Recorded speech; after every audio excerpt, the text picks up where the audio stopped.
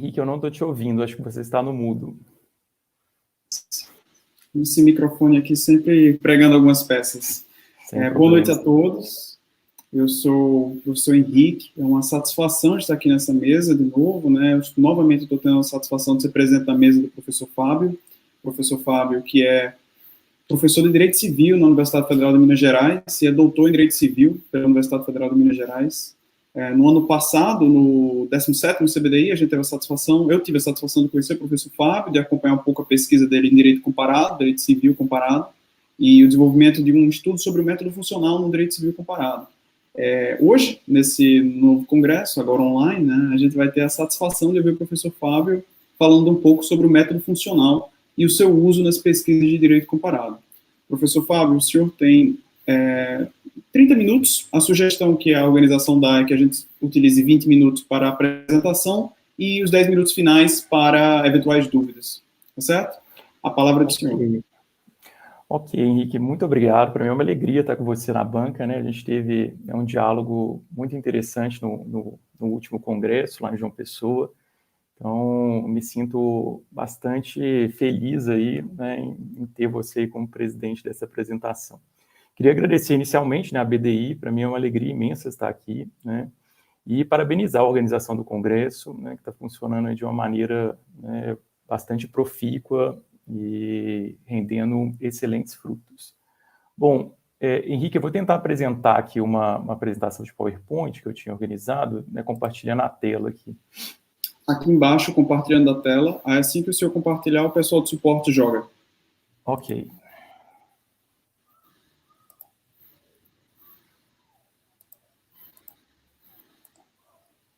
Pronto. Ok, já está aparecendo já? Já apareceu. Okay. Bom, então, né, como o Henrique falou, no último congresso da BDI, eu, conjuntamente com, né, um mestrando e um doutorando, apresentamos um trabalho ligado à questão de pesquisa de direito comparado no âmbito do direito brasileiro, né, e mais especificamente no âmbito do latino-americano, né, que é um dos vértices aí de pesquisa que a gente tem concretizado aí no âmbito do programa de pós-graduação em Direito da UFMG. E aí, né, esse ano, né, quando convidado, me veio à mente aí a possibilidade de trabalhar um pouquinho sobre as questões, né, que têm tomado centro aí nos nossos estudos, que são as questões metodológicas, né, e ligadas especificamente aí à consecução do direito comparado. Então, né, na verdade, a minha apresentação está ligada aqui a uma revisitação do método funcional e as perspectivas de sua utilização hoje na pesquisa de direito comparado. Então, vamos lá. O método funcional, né, é atualmente o método mais utilizado nas pesquisas de direito comparado. Só que, ao mesmo tempo, ele se tornou aí, né, como nessa frase do Michaels aí, do Ralph Michaels aponta, um bicho-papão e um mantra, né? Então, o método funcional se tornou tanto mantra quanto o bicho-papão do direito comparado. Para seus defensores é o mais, ou talvez o único método frutífero, para os seus oponentes representa tudo que há de mal em relação ao direito comparado convencional. Então, o método funcional, apesar de ser o método mais utilizado, ele, né, vivencia aí uma certa contraposição no âmbito dos estudos metodológicos, né? É um método que surge aí, né, o texto que normalmente é apresentado como texto seminal é um texto do Zweigert, que é publicado, né, nessa obra, né, em conjunto com o Coates, que é a introdução ao direito comparado. E o Zweigert, nesse texto, apresenta aí essa frase, né, que o princípio metodológico básico de todo direito comparado é o da funcionalidade. De certo modo, o método funcional é uma decorrência, né, da mudança de perspectiva estruturalista para, né, a perspectiva, né, funcionalista, também no âmbito metodológico, né, de aplicação aí em pesquisa. A base do método funcional está ligada aí, né, a uma análise de problemas. Eu vou buscar funções semelhantes em ordenamentos jurídicos e, a partir de uma presunção abstrata de coincidência de funções, eu vou, né, realizar o exercício de comparação. Então, aqui o ponto central do método funcional, ele parte dessa ideia aí descrita pelo Salomon, de que a ciência do direito ela lida com universalidades, mas que não são normas jurídicas. Normalmente é pensado aí a partir de normas, mas, na verdade, o universo, né, a universalidade aí com que lida o direito são os problemas jurídicos. Então, a comparação de normas jurídicas só é possível entre aqueles que sejam resposta aos mesmos problemas jurídicos. Então, né, a partir da ideia de problema e de instituto funcional, né, qual é o instituto que exerce a função dentro de um determinado ordenamento jurídico, que eu consigo realizar aí uma pesquisa de direito comparado. Aqui, duas advertências. Primeiro, né, para fazer a pesquisa, né, se apoiando no método funcional, justamente, né, por não estar distrito à norma, isso permite a inclusão de decisões judiciais, literatura jurídica, na verdade, são essenciais para realizar a comparação. E só uma outra advertência, né, existem vários métodos funcionais, né, não há um único método funcional. Isso, inclusive, também é uma advertência feita pelo Ralph Michaels, né, naquele texto anteriormente ali apresentado, que compõe aí um dos capítulos do Oxford Handbook of Comparative Law. E aí, na verdade, o que eu vou apresentar aqui é uma essência, né, tentando compilar aí as variantes que a gente tem de método funcional e depois apresentar as críticas desse método e como, né, lidar com essas críticas nas pesquisas, né, atuais. Então, as etapas do método funcional podem ser extraídas aí a partir de 5 pontos, né? Então, como a gente parte de problema, né, eu preciso ver aí, no primeiro momento, como um determinado problema é solucionado. Então, eu identifico o problema e vejo como o problema é solucionado dentro dentro de um determinado ordenamento jurídico, né? E aí a gente já passa para o passo 2, que é a escolha dos ordenamentos jurídicos e o relatório sobre as soluções para o problema. Essa solução sempre baseada, né, no instituto funcional. Qual é o instituto que desempenha aquela função na solução do problema? Depois, o processo comparativo stricto sensu, né, aí eu vou identificar as semelhanças e as diferenças entre os ordenamentos jurídicos. Depois, né, uma construção sistemática para análise e esclarecimento de semelhanças e diferenças, aqui é justificar, né, tentar utilizar de uma tessitura mais ampla, aí, abordando, por exemplo, questões de ordem social, cultural, para justificar a existência de semelhanças e diferenças. E, por fim, uma valoração crítica dos resultados, né, valorar, né, fazer com ponderação crítica real, aí o exercício final de direito comparado, que é a síntese extraída a partir do exercício comparativo. Então, a gente tem umas bases do método funcional, né, que estão centradas aí na ideia, primeiro, de uma presunção de similitude, a ideia de que, né, as sociedades contemporâneas vivenciam, né, problemas similares e, portanto, né, existem institutos com funções similares nesses ordenamentos jurídicos. Depois, a gente tem, né, a ideia da função como um elemento externo, né, como o tertium comparationis, aí, né, no sentido de que é a função que é o elemento que vai fazer a liga entre os ordenamentos e permitir a comparação. Há uma ideia de uma pretensa neutralidade, né, o método, né, é pensado como um método neutro. E, por fim, né, é necessário aí que a gente faça valoração dos resultados, é necessário ter uma ponderação crítica sobre, né, o desenvolvimento da pesquisa, né? Não basta simplesmente apresentar, é preciso não só, né, apresentar, mas comparar e retirar aí conclusões a partir da comparação. Então, quais são os problemas que a gente visualiza mais comumente na utilização do método funcional? Então, primeiro, a tendência de adoção de uma visão eurocêntrica, né? Uma ideia de que o direito europeu é o direito melhor. Inclusive, aqui no direito brasileiro, isso tem um papel central, né? As pesquisas normalmente desenvolvidas em âmbito de programa de pós-graduação, regra geral, vão fazer, né, pesquisa de direito comparado com as matrizes europeias. Então, com o direito italiano, o direito alemão, o direito francês, ou, né, saindo um pouquinho da Europa, né, com os Estados Unidos. Então, essa é uma tendência que a gente tem na adoção do método funcional e partir de uma ideia de que esses direitos seriam, né, melhores. Isso, inclusive, está ligado aí ao C, né, que é desrespeito em relação à cultura jurídica dos povos pesquisados. Então, não raro a gente se depara com esse tipo de problema, né, uma questão de ausência de respeito entre os povos. Além disso, né, voltando aí a B, posição descritiva, esse é um problema bastante comum em trabalho de direito comparado, seja aí, né, artigo, seja, né, dissertações de mestrado ou, né, tese de doutorado, muitas vezes você não tem uma comparação efetivamente sendo realizada. Você só tem aí a descrição sendo feita, né, e isso você acaba não alcançando os objetivos ou os frutos que poderiam ser alcançados com uma pesquisa bem aplicada do método funcional. O ponto D também está, de certo modo, interfaceado com o A e o C, né, que é essa crença na superioridade da própria cultura. A gente aqui no Brasil, às vezes, vivencia uma síndrome contrária, né, no sentido de uma síndrome de vira-lata, achar que o nosso direito é sempre pior e que a gente deve sempre absorver as experiências dos povos, principalmente dos povos europeus e, não raro, aí também da cultura norte-americana, cultura jurídica norte-americana. Depois há uma tentativa de pretensão de unificação do direito, né, de uma padronização dos instrumentos normativos. E isso é apontado como uma crítica, porque não haveria aí uma valorização das diferenças em razão dos variados contextos em que o direito surge. Aqui é um problema metodológico que pode surgir, que é a ausência de correspondência entre as noções e categorias jurídicas. Então, dependendo do ordenamento jurídico, né, quanto mais distante da nossa matriz, né, maior a possibilidade de encontrar noções e categorias jurídicas que não, né, se adequam exatamente ao que a gente encontra no direito brasileiro. Então, por exemplo, não raro nesse ponto é apresentado a hipótese de adoção, né, que é um instituto que existe como regra geral no âmbito aí da civil law, mas, por exemplo, nos países de matriz muçulmana, não há uma categoria, né, que equivale exatamente à adoção. Então, isso pode gerar uma certa perplexidade, e aí, né, no desenvolvimento, né, dessa pesquisa tem que ter um cuidado ainda maior. E, por fim, aqui há um superestimado papel de leis formais, né? Muitas vezes a gente tem, na verdade, a realização não de direito comparado, mas de legislação comparada.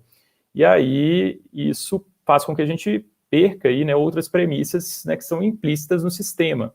Então, hoje, por exemplo, se a gente for analisar direito de família no Brasil com base na legislação, né, você vai encontrar respostas completamente díspares do que a gente tem do ponto de vista real, né? O direito de família tem sido bastante construído aí pela jurisprudência e também por posições doutrinárias que não raro, né, encontram aí reconhecimento por parte da jurisprudência. Então, esses são os problemas, né, mais comuns no âmbito da comparação como um todo, mas mais especificamente no âmbito da comparação com base no método funcional. E aí a gente tem uma série de críticas que são tecidas na contemporaneidade, muitas delas ligadas a uma perspectiva pós-moderna, contra o método funcional, né? E aqui eu peguei 4 que são mais comuns, né? Problema e função não são conceitos neutros, né? E realmente não são. Você, né, na hora de escolher um problema ou de escolher uma função, não tem como a gente pensar, né, há uma pretensão de neutralidade, né? Mas esse conceito de neutralidade é muito dificilmente alcançado. Depois, há uma simplificação da realidade, né, a ideia de que a gente tem problemas, né, que são sempre os mesmos, né, e que institutos desempenham, né, funções semelhantes, né, leva a uma simplificação demasiada da realidade de cada ordenamento jurídico. Depois, né, uma ausência de valorização das diferenças entre os ordenamentos, né, até a ideia do método funcional é a partir da similitude, né, de institutos que desempenham, né, funções semelhantes. Então, isso levaria a uma desvalorização, né, das diferenças, o que, né, com o próximo ponto aí, levaria a um problema de conjugação com múltiplas vivências jurídicas culturais, né? A gente vive aí num mundo extremamente plural, né, com várias vivências, com, né, digamos aí, tessituras dos mais variados tipos, né, elementos culturais, elementos religiosos, elementos sociais. E a ideia, né, de uma comparação baseada no no método funcional, muitas vezes pode excluir aí, né, essas múltiplas vivências, né, jurídicas culturais. Então, né, o ponto central de crítica está ligado à interface com a antropologia, né, mais especificamente aí com a vivência de outras culturas jurídicas. E aí vem algumas questões que têm que ser ponderadas, né, junto ao método funcional quando, né, elaborado lá atrás, né, a gente tem que repensar esse método funcional a partir dessas outras matrizes. Então, primeiro, né, o reconhecimento do pluralismo, né, a gente vive, né, num mundo, né, plural, né, e que se admite aí, né, uma possibilidade ampla de vivências, né, e vivências dos mais variados tipos. Então, é necessário reconhecer o valor do pluralismo. O respeito à identidade cultural, né, existem certos limites aí, né, com relação ao exercício de direito comparado, justamente em razão da identidade cultural com a qual a gente está lidando, né? Então, é importante ter isso sempre em consideração, né, de modo a não ter uma construção de uma base aí, por exemplo, a construção de um texto jurídico, né, que seja desrespeitoso. Depois, valorização das diferenças entre as ordens jurídicas. Então, é necessário, né, não só partir do semelhante, mas também do diferente e, né, pensar num juízo também que leve em consideração essas diferentes formas de encarar o fenômeno jurídico. E uma suposição de diversidade, né? A gente não tem que supor necessariamente que os problemas são iguais e que as soluções são iguais, mas é possível, né, pensar a partir, né, de soluções diferentes e de problemas diferentes, né, e não, né, compartimentalizando aí a questão. Bom, então com isso a gente, né, cai numa ideia, né, de pensar o funcionalismo metodologicamente consciente. Eu coloquei aqui uma frase do Durkheim, né, que tem uma visão, né, crítica ao funcionalismo e traz alguns elementos que devem ser ponderados aqui no momento de realização da comparação. Lembrando, né, que o Durkheim é um internacionalista, né, então está aí, né, diretamente relacionado à área. Então, o direito comparado pós-moderno pesquisa as diferenças entre as ordens jurídicas, tendo em vista especialmente as diferentes posturas e condutas, como forma de expressão contemporânea de valores e estilos de pensar. Então, há uma valorização extrema aqui da diferença, e isso é preciso ser conjugado, né, com a aplicação do método funcional. Então, né, a gente não deve ponderar, né, novas questões para, digamos aí, amenizar o que a gente compreendia como método funcional há algum tempo, né? Então, entram aí nesse engendramento, né, nessa aplicação do método funcional, alguns elementos. Primeiro, né, a presunção de diversidade, as diferenças, né, versus uniformização. Existem limites para a uniformização, e a gente tem, né, que valorizar as diferenças, conforme, inclusive, apontado aí pelo Durkheim. Proteção de identidade cultural das minorias, isso é muito importante, né, porque a partir da ideia de uniformização, que não raro era ligado ao método funcional, você tinha aí o atropelamento de vivências minoritárias. Então, é necessário aí, né, valorizar esse tipo de vivência, esse tipo de identidade cultural. Isso aqui muito ligado ao Durkheim também, a valorização do passageiro, né, pensando na fluidez com que a gente tem a realidade jurídica hoje, e não só no conteúdo constante. Uma contraposição ao positivismo, né, a pura norma, que muitas vezes está ligado também ao método funcional, e pensar nas texturas culturais, né, no contexto cultural. E aí um próximo ponto que é essencial para a aplicação hoje do método funcional é pensar o método funcional a partir de uma interdisciplinaridade, né? Não é possível pensar o direito agora fora do campo das outras ciências sociais e mesmo, né, de outros, né, campos epistemológicos. Então, ter auxílio da sociologia, o auxílio da antropologia, o auxílio aí, né, mesmo de ciências da saúde, isso se demonstra bastante importante para a construção aí de um direito comparado salutar e que possa vir a gerar bons frutos. Então, era isso. Muito obrigado aí. E deixo aí meu contato, né, caso alguém tenha interesse e queira entrar aí, só me mandar em qualquer um dos e-mails aí. Muito obrigado, professor Fábio. De fato, assim, eu acho que eu fico muito feliz de estar aqui, de estar presente nessa mesa. Eu acho que é um tema que me interessa bastante, o direito comparado, em especial metodologia, mas metodologia do direito comparado, que é uma área tão rica, né? E, assim, a gente teve um questionamento aqui da professora Júlia, no chat. Eu vou ler aqui para o senhor. Como o senhor enxerga pesquisas em direito constitucional que envolvem mais de um ordenamento jurídico? Por exemplo, Brasil, Hungria e outro estado na América Latina. Penso que é uma pesquisa importante em face da onda totalitária que está surgindo. Eu acho extremamente valorosa uma pesquisa, né, que leva em consideração esses países, né?